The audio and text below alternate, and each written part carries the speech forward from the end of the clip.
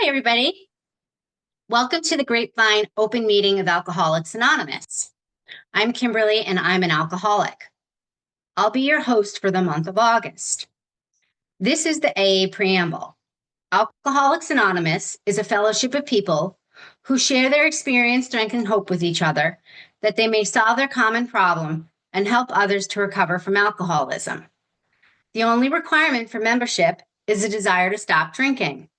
There are no dues or fees for AA membership. We are self-supporting through our own contributions. AA is not allied with any sect, denomination, politics, organization, or institution. Does not wish to engage in any controversy, neither endorses nor opposes any causes. Our primary purpose is to stay sober and help other alcoholics to achieve sobriety. You can enjoy the Grapevine Open Meetings every Wednesday at noon Eastern Time on this virtual platform. The meeting will be recorded and will be posted as an audio podcast every Friday on all podcast platforms, on aagrapevine.org, and on YouTube. This is an open meeting. Everyone is welcome. We are glad you are all here, especially newcomers. If you're new to AA and want to learn more about our program of recovery from alcoholism, we encourage you to find an AA group in your area. Contact with group members will help you to find a sponsor and help you learn about the AA program of recovery from alcoholism. This is today's Grapevine quote. Whereas I used to function at 2 speeds, fast and stopped, a daily fix of meditation averages those 2 extremes out to a more gentle and efficient cruise rate. La Canada, California, November 1989, from Stepping into the Sunlight, Spiritual Awakenings.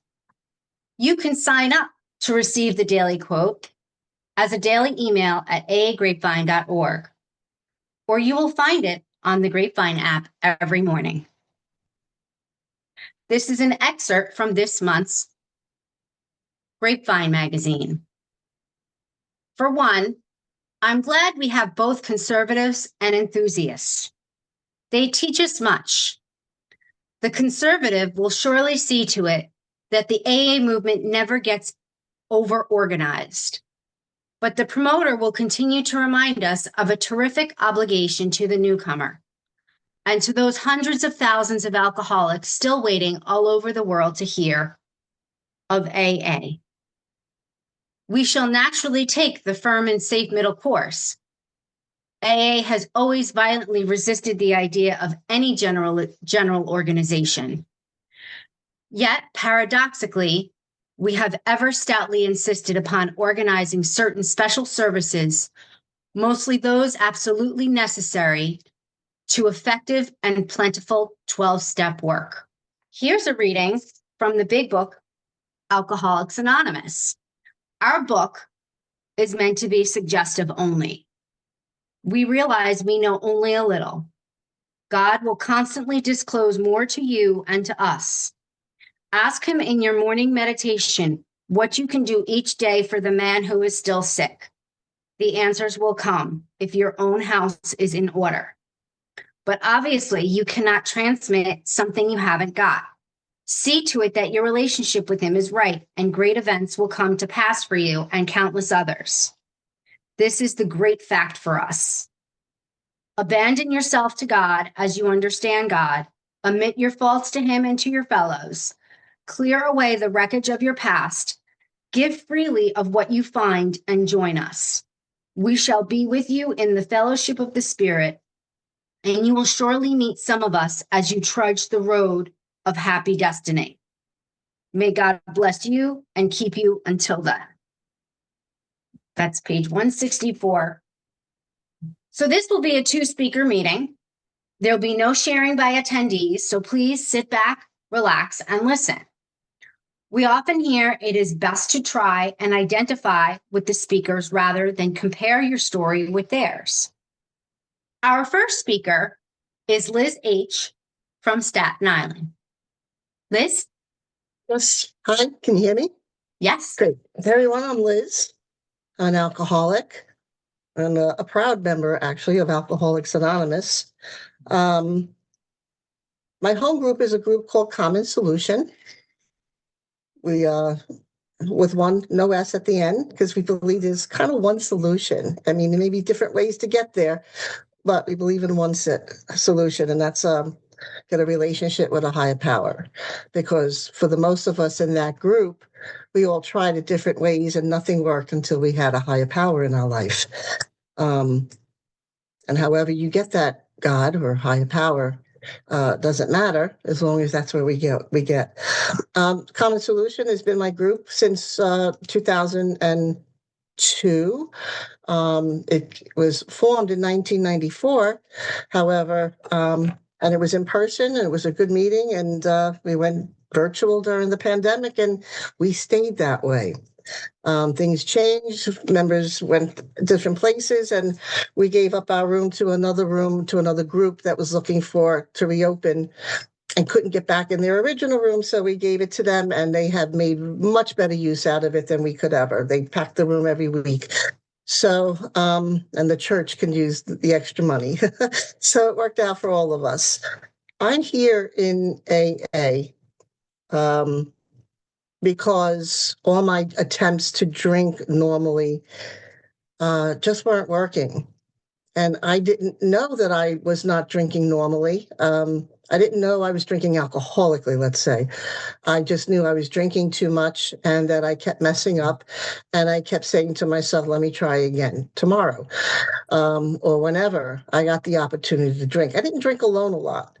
At the time, I was working in Midtown Manhattan. I was born and raised in Brooklyn, and in 2008, actually 2006, I moved to Staten Island, which is just a hop, skip, and a jump over a bridge. You could pretty much walk to it if you're in good health. And I had made a lot of attempts to keep getting it right. I used to drink with the corporate folks. So we were in media, TV, radio, other big entertainment entities. And they would go out a lot and do happy hour and then do this big sporting event at the main arena out in Manhattan. And it was we would have a lot of fun. But my nights, I was always one of the last few to hang around. As long as I wasn't alone, as long as there was somebody still there, I was still at the bar or the club or wherever we were at the time. Still drinking. And then somehow, either if I was with the corporate folks and one of them was the CFO, I would get a ride in one of those sedan limos that they would take you home, those voucher companies. But a lot of times I'd wind up on a subway, half passed out. And I still to this day, I've had a couple of close calls with crime because I was sleeping. And you know what? All those little things, and then people getting mad at me, and or waking up with the room spinning, and I had to go to work, or calling in and saying I don't feel well, and I'm going to be late again. I just have to wait for it to pass. And honestly, I really just thought didn't feel well, and I just needed some time. Then I started waking up with the shakes. I had no idea at the time that if I took some liquor, I would probably get rid of those shakes, but I had no idea. And my goal every time I went out to drink was never to get drunk. Maybe a couple of times when I was depressed or mad at somebody, and I'd be like, I just didn't care. But for the most part, I always went out trying to drink like a responsible adult.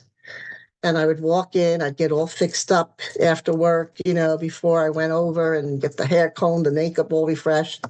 And by the time I left, the mascara was running, there was no lipstick, there was no blusher, the hair was a mess, and I would be wobbling to the door. And if it was the winter, I had to be helped on with my coat. So, and I'd have to find my way home in most cases. And there was a lot of other consequences that came with drinking, especially for women, and I shouldn't say especially. We all get into our own trouble. Men get into fights and women get fighted with sometimes. So, at some point, somebody was put into my life in January of 1997. It was kind of like a blind date. And on the third or fourth date, he announced to me he wasn't ordering drinks with me. And somehow I managed not to get drunk in front of him. I don't know how. The first night we went to dinner, I had two. And The next time, I think I had one or two. But that didn't last long. And on the third or fourth date, he announced to me he was in Alcoholics Anonymous, and that's why he didn't drink with me. And I was disappointed. I was looking for a new drinking buddy. But that didn't work out that way. So now I had to try to even work harder not to get drunk. But that didn't last long. And he finally said to me one day, I think you're an alcoholic. And then I didn't believe that. And I said, no. And he gave me a pamphlet. I think at the time it was the 7 questions. And I was saying, nope, nope, nope, nope.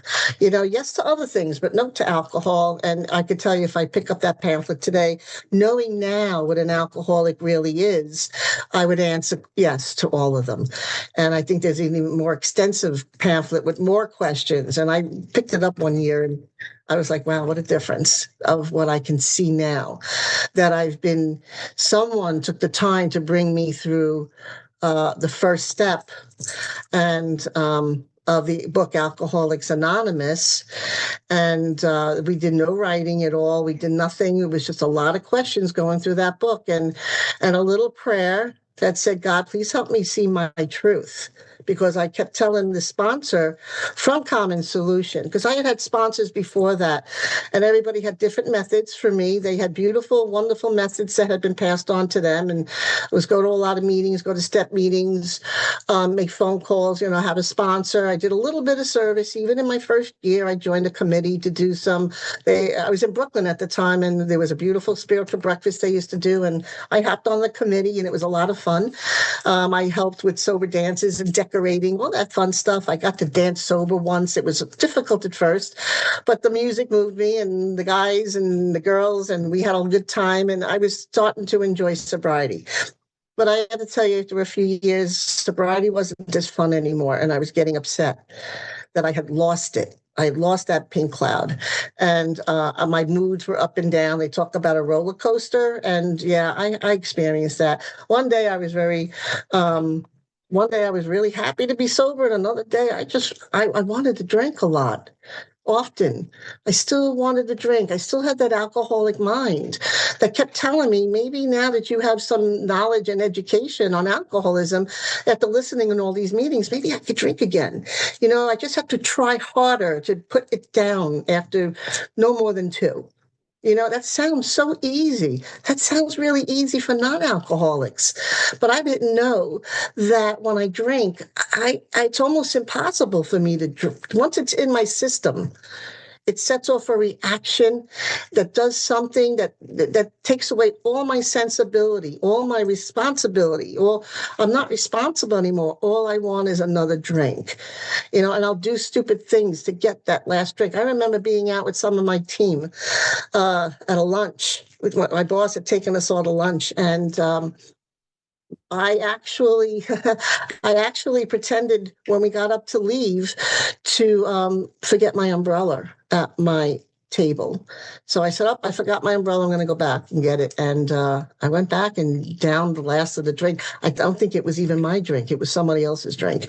That's where it took me. And it took me to really bad places because you're not thinking straight anymore and everything. I didn't black out. I remembered everything pretty much the next day, and it was horrible. So this gentleman that I met in January eventually at some point said, I'm an alcoholic. And in June of 1997, I had an incident. It was my last weekend of drinking, and everything came to a head. And he had said to me, you need to stay away from me. And but he knew I was just severely drunk, and he called me the next day, and he said, I'm just calling to check if you're okay. And I said, no, I'm not. And I said, would you take me to one of those meetings you go to? And that started my journey. He left my life for good when I had 32 days sober. I thought I would drink over that, but nice people in AA got me, really helped me out with that and get past that. And actually for some friends outside of AA too. But so I spent the next 5 years going to a lot of meetings. I had a few sponsors. I was given pamphlets because I kept saying, I don't know if I'm an alcoholic. And they gave me pamphlets and readings. But until I realized in hindsight that reading on my own was not going to help me have a spiritual experience, nor was it going to convince me that I was an alcoholic. Sitting down with a sponsor in 2003, some about 5, 6 years later, when she took me through that book, because she had been through it with a sponsor and she had taken many people through it, by the end of more about alcoholism, when she looked at me and said, Liz, are you an alcoholic? Unfortunately, with tears in my eyes, I said, yes. I couldn't, if I'm honest with myself, I had to admit it. I couldn't deny it anymore. And we went through the rest of those steps. And I did step 4, and I saw things about myself I never knew before. I saw things in a whole different way. I was asked to say, God, please show me what blocks me from you and everybody else. And at the top of the page, and I would pray that every morning, and things came flowing, memories, all these things kept flowing. I mean, I was really being showed. I believe that when you seek God or you're higher a relationship with some kind of spiritual power, things open up. Things will open up and you'll be on a path. I followed all directions eventually. I didn't start out that way. I was a little defiant, and my sponsor had to let me go because it wasn't working for her or me. And but then when I hit bottom again spiritually, without picking up a drink, but it was painful, I said, can we try again?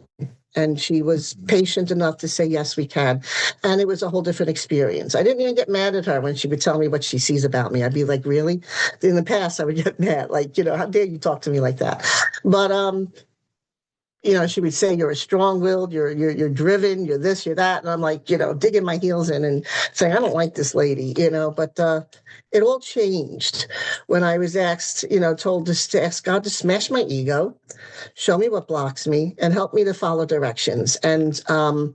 And go to any lengths for my recovery. They talked about that in the big book more than once, but they especially remind us when we get to step 9. Remember, we agreed at the beginning we would go to any lengths for victory over alcohol.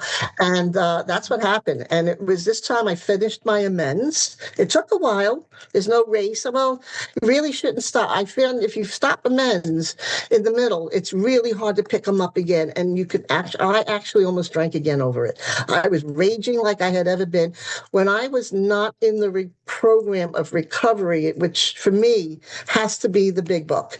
And of course, with some 12 and 12, there's a lot of great stuff in 12 and 12 to elaborate on all of that and some other stuff. But I found going through that 4th step, admitting it all in 5, asking God to remove these things and being willing, things started to really happen. I started to have weird coincidences, and, things started, like people in step 9 were popping up that I hadn't seen in years that were on my list. I'd be on a bus and all of a sudden, heading to the train station in Brooklyn. And all of a sudden that guy I used to go with, there he is walking along the sidewalk, heading to the train station at all. And I lost him. But one night on my way home, I got on the train and there he was smiling at me like, hey, look at this. And I was like, oh my God. The first thing I thought was, oh my God, you put someone, one of those stories I always hear, how people you haven't seen in years all of a sudden pop up. But, and it just kept getting better. And don't think things got perfect because there's a lot of growing pains. Things that happen for the first time, things you see about yourself. I saw how selfish I was, especially with my parents, all the complaining and criticizing and judging because of what they didn't give me, because they had their own financial problems, or my father got drunk a lot. He was an alcoholic. They would be fighting. There was always poor me. All the relationships that broke up in my life, here I was in my 30s and I still had never been married. I still didn't have that house. I still didn't have the kids, and I still didn't have the salary I wanted. And that's all I could think of, always looking on the outside. But what I realized as time went on, that relationship with God, the prayer, the meditation, I was taught how to pray, not just from religion, but I was not from any particular religion. Now I was given prayers to the program. I realized that big book has 2 prayers in step 9 alone. Help me do the right thing, no matter what the personal consequences may be. And there's another one that starts with my Creator, show me. There's 3 of them in step 4, the fear prayer, the resentment prayer. I mean, there's just, let alone the 3rd, 7th step prayer, 11th step. I mean, you can turn any one of those things, even in step 10, into a prayer when it's giving all the directions on how to stay sober permanently, how to stay recovered as well, how to be sober, not drink, and have a very contented life. Even when things go wrong, I can trust they're going to change. I don't want to kill myself anymore like I did in the first few years because I felt hopeless once again without a drink.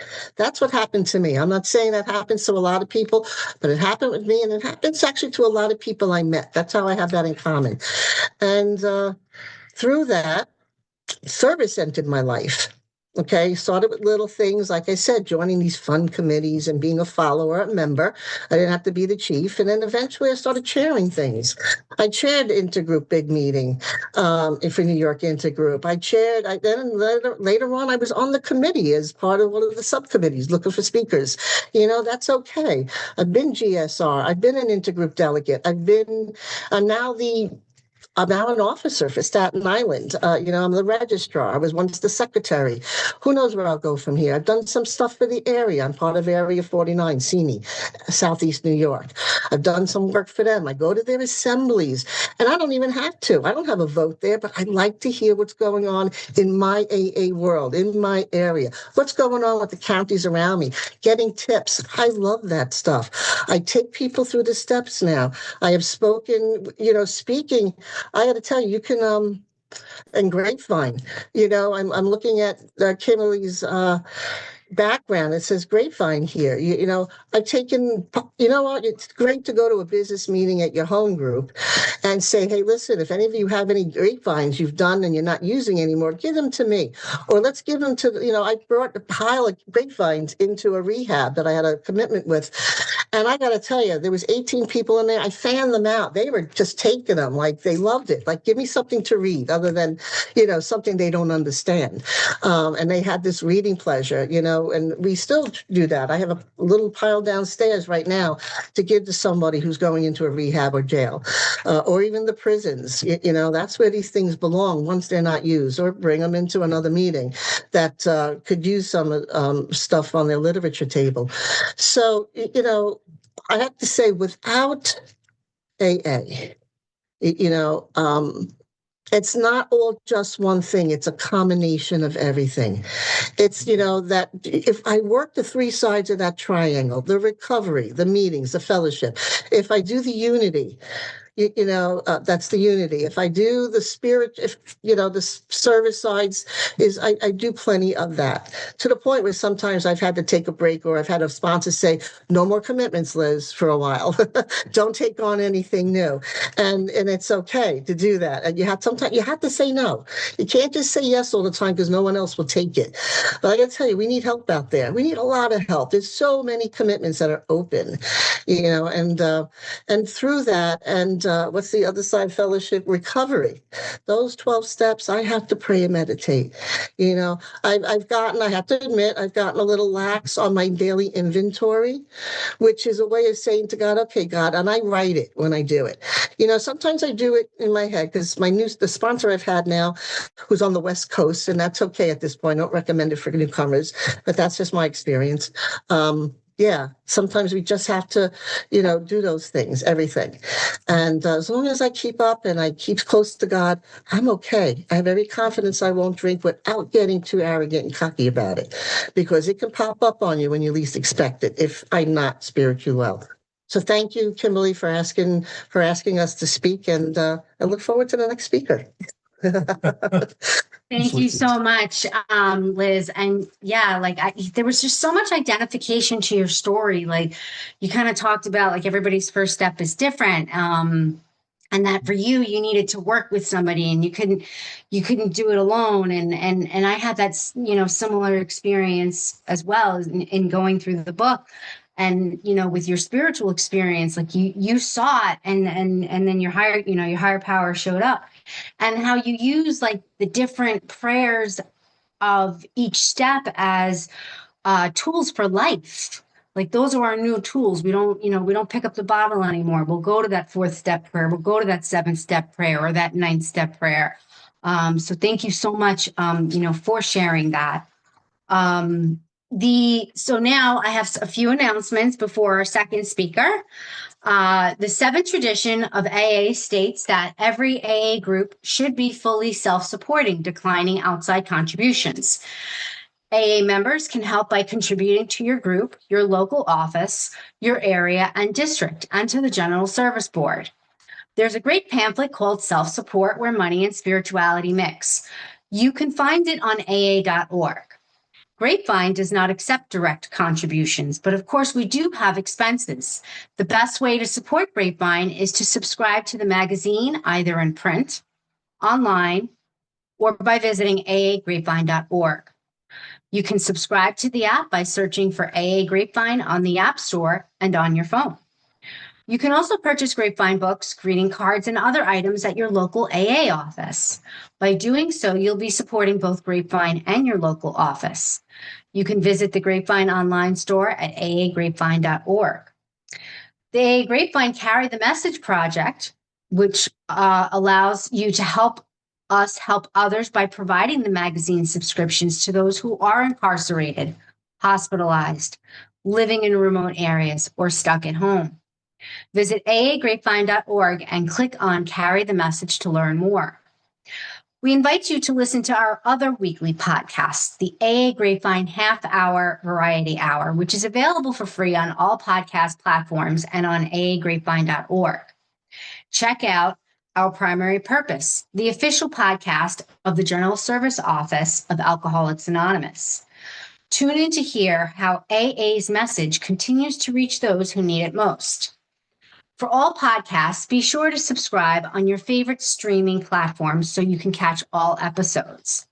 Please follow Grapevine on Instagram and YouTube as well. Our second speaker is Brian, also from Staten Island. How you doing, guys? Can you hear me? Yes. Thank Hi. you, Brian. Thank you. Hi, I'm Brian. I'm an alcoholic. And I want to thank Kimberly for the opportunity to speak here. And when I say that, I'm kind of lying because I never like to speak on Zoom or in public. But if I give God enough time to get in between me and those thoughts, then I settle down.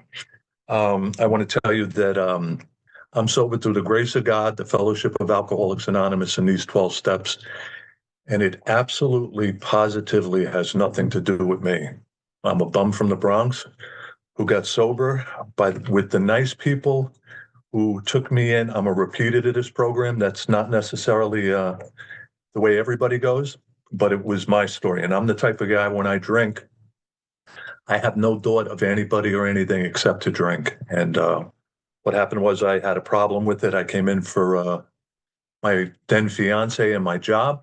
And those are wonderful ways to start, but they're poor ways to stay. And eventually I used half measures avail me nothing. And I used half measures. And I went back out, and I'm not the type of guy that drinks and comes back in a day or comes back in a week, a month. I didn't come back for almost 8 years. And when I came back, I was pretty much willing to do whatever I was told, because I had been beaten to a state of submission that told me that my way wasn't working and I need to rely on something else. And that something else was God, AA, and these steps. So a little background. I had my first high-class drink of a wine that never met a grape in its life behind Sam's Candy Store when I was about 7th or 8th grade.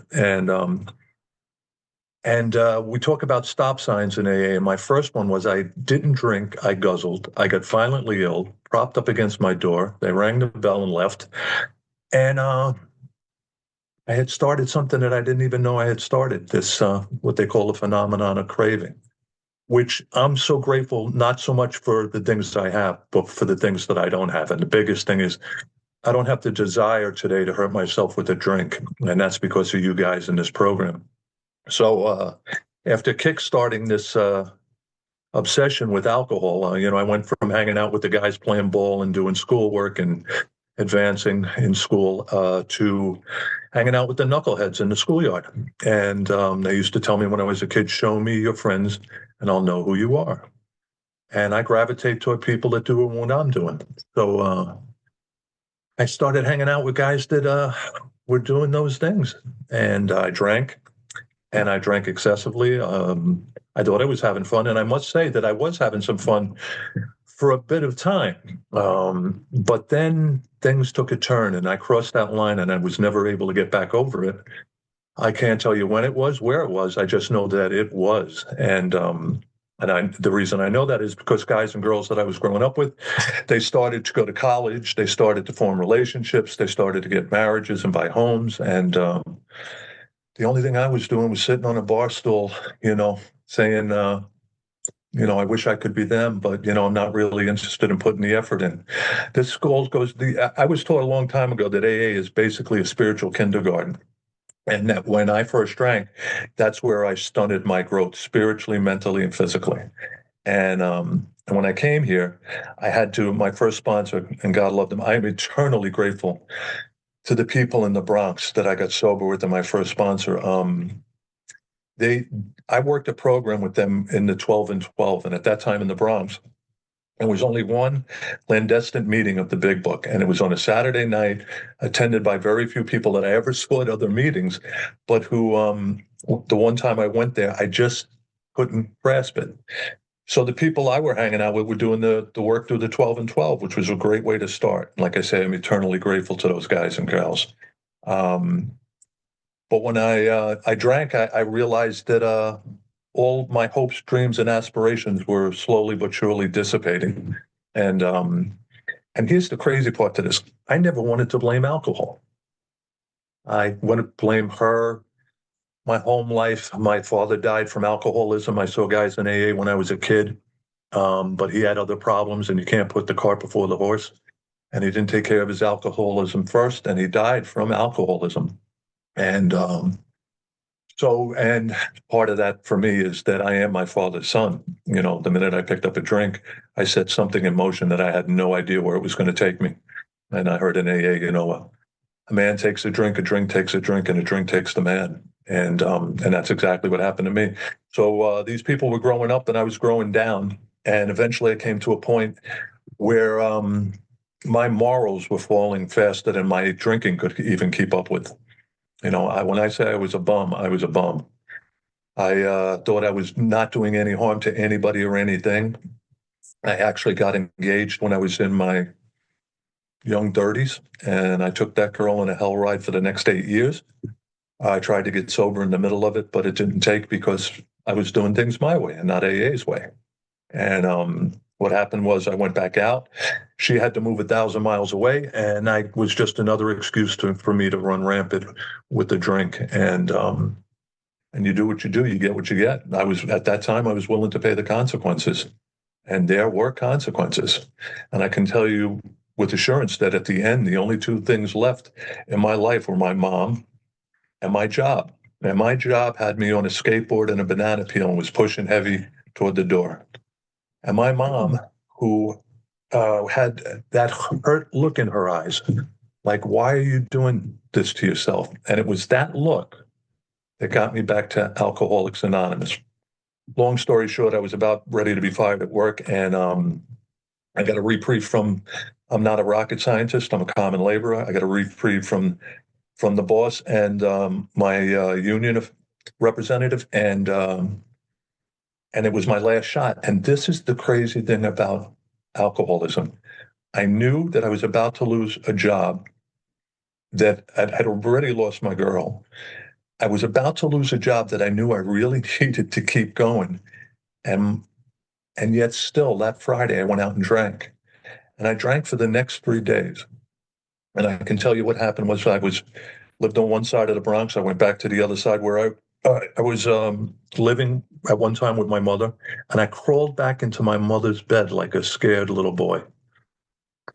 And what happened was this: she brought me in. I called in work on Monday because I knew that I couldn't make it, and I called in work, and then I was in her bed, and she came in and she brought me soup. And like I said, she had that look in her eyes, like after watching her husband die from alcoholism, and now she's watching her oldest son.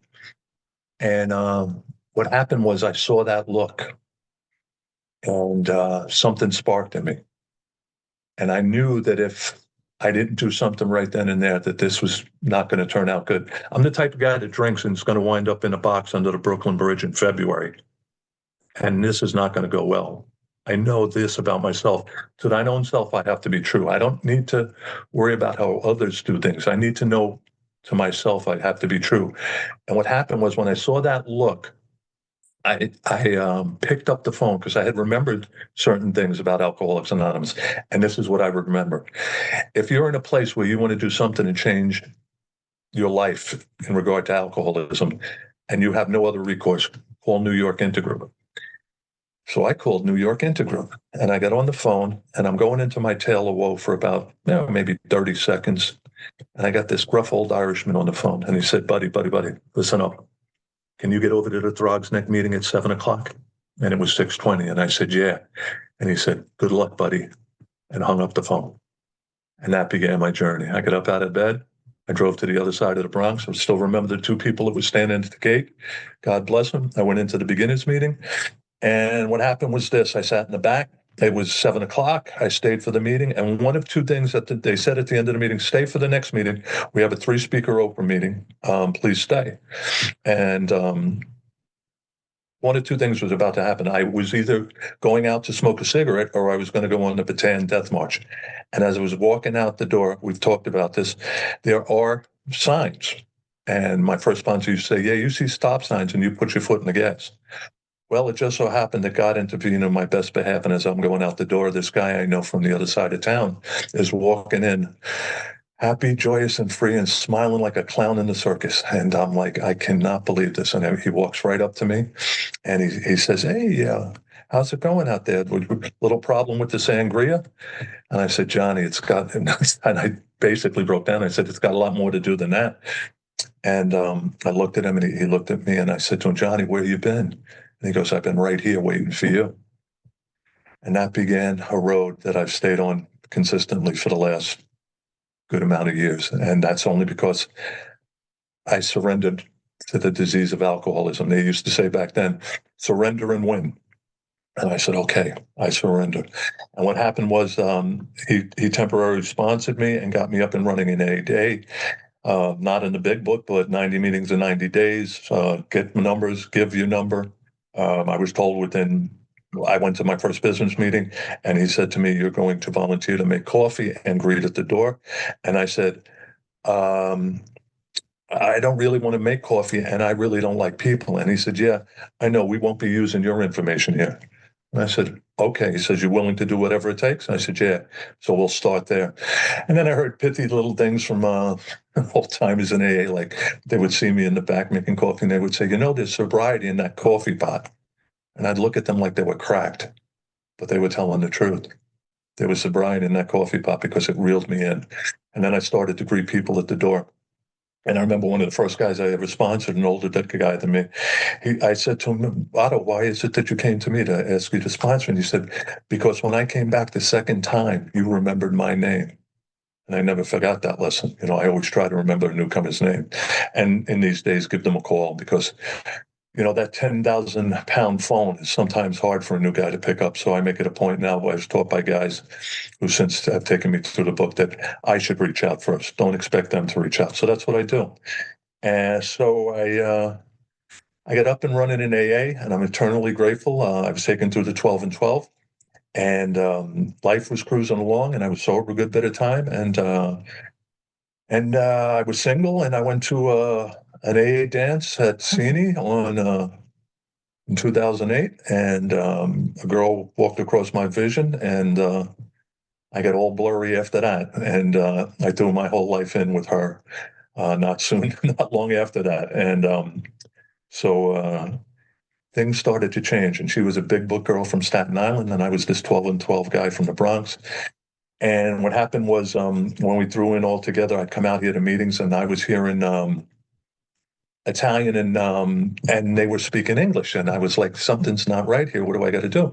So I talked with my first sponsor, and he said, Brian, I would suggest that maybe it's time for you to get new tools for your toolkit, and that you go through the program with somebody out there in the book. And I have since been through it a couple times. I actually have a sponsor who's about to celebrate 50 years. He too is in California. I got him from a Zoom meeting 6 years ago, and I have to make a little video for him. His family reached out to me, so I'm going to do that. But yeah, and the guys in Staten Island welcome me. The people here, I was told a long time ago, wherever you put your roots in AA, you'll grow, and that's been the truth.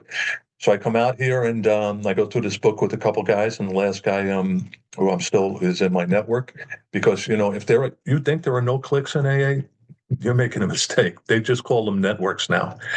And I gravitated to the people that are doing what I'm doing, and that still holds true. And I remember that I walked shoulder to shoulder with this group of guys and girls, and but I remember my sponsor at one point telling me that all those things that you threw away when you first drank, your compassion, your patience, your tolerance, your love, your fellow man. Well, we're going to go back and grab them out of the garbage and dust them off, because they're all going to pertain going forward. So I did. Basically what I did mostly what I was told. They used to say the suggestions are free, the ones you don't take are the ones you will pay for. And I found that to be true. So I tried to take most of them. And so I got into this book with these guys, and I found that one of the two things that were different for me was morning meditation and inventory. So I started to practice those two things. I had been hitting my knees from day one. Day one, they said, and I said, why my knees? And they said, because you have to humble yourself before this power that's greater than you. You have to ask for his help or her help every day. This is a daily retreat. And I said, okay. So I did what I was told. I still hit my knees. And it came to a point in time where after I had met Liz and she was practicing these things through the book, and I went through with this guy, he said to me, showed me how to meditate. My wife showed me how to meditate. He showed me how to do inventory. I had a little ups and downs with the inventory, because I was the guy, well, I don't see that in the book. And then he would show me in the book. And then he would say, this is what we do here. What they do in other places, when you're with those people, that's what you'll do. But this is what we do here. So I did that. And I started, and I've been pretty consistent with it for the last few years. I share it with a gentleman who has been sober in Florida for quite a bit of time. And, it goes back to the stuff you learned as a kid. What you put into this is what you'll get out of it. I didn't realize at the time that this was going to be not only a revolution, but an evolution. I have to constantly change for the better. It's basically a lot of times 2 steps forward, 1 step back. But as long as I'm willing to make spiritual progress every day, to be patient, tolerant, kind, loving, compassionate, understanding, show some empathy. I tell my wife all the time, one of the biggest problems I've had here, and I say it to her way too often, is I know and you should. I know very little, and you should do what's best for you and yours. And so when I came in, I surrendered. I won. I win every day that I don't pick up a drink. Or everyday diamonds? No, I get a couple stones in there. But the great part about this is I'm not obsessed and compulsed by the phenomenon of craving in order to hurt myself with a drink again. And just to move it along here a little bit, so now I come out here, and my wife is, as she mentioned, she's very involved in service. And so I jumped on board, and I've done a few things here in the group and below the group level, and actually involved with some of the people here today. And I love when people say, well, I never could repay AA for what they've done for me. Well, you could do a little something. You might not have to pay everything back, but you could do a little something. And as people know, probably 10% of AA does 90% of the work. And that's pretty much the story in a lot of things in life. And until you can accept those things and not worry about what others are doing, but worry about what you do and take care of your end of the street, there are things possible. And there comes a point in time where, you find your niche, you find what it is. And then once you get comfortable in it, it's time to rotate out, and you have to move forward. And but I'm definitely a satisfied customer. Like I said, and I'll tell you just briefly some of the things I've learned here that pertain to me. That happiness is not a function of money, power, or social status. It is a function of family, friends, and spirituality. That great things are achieved when we put the effort in to do them, and that everybody has the innate ability to help somebody else. And I found that to be true, because when I came to Alcoholics Anonymous, people were doing things for me that I couldn't even begin to believe. And there was nothing in it for them except them staying sober and being good human beings. So whenever I get involved with new guys, I always tell them, two of my goals here are just basically for me to get you closer to God or whatever your power is, and for you to act like a gentleman. And sometimes I'm a little bit successful and sometimes not, but I just am responsible for effort and not outcome. I leave the rest up to God. I want to thank Kimberly for asking me to speak today, my wife. Thank you so much, Brian. I identified with a lot of your share. Like you talked about the lack of accountability and how like the drink just took you, and how consequences didn't even get you sober. And I too came in through the route of the 12 and 12, and then went through the big book. And I love that you talked about service and Sini, because as a result of practicing this program, we get to have healthy relationships. We evolve, and that's the hope that we could we can give to somebody that is in the alcoholism. So I really appreciate your share. So now I'm going to ask, so please, let your friends know, about our meeting. It's an open meeting, so it's also ideal for friends who want to learn more about Alcoholics Anonymous. Keep this in mind. Both Brian and Liz spoke about service, service with cooperation with the professional community or public information work. And now I'm going to ask Liz if she can close the meeting with the prayer of her choice. Okay, thank you. CPC, great committee. I'm actually on two of them. I didn't pick one, I picked two. So, yes, I'd love to close with the Our Father, if we may. Our Father, who art in heaven, hallowed be thy name. Thy kingdom come, thy will be done, on earth as it is in heaven. Give us this day our daily bread, and forgive us our trespasses, as we forgive those who trespass against us. And lead us not into temptation, but deliver us from evil.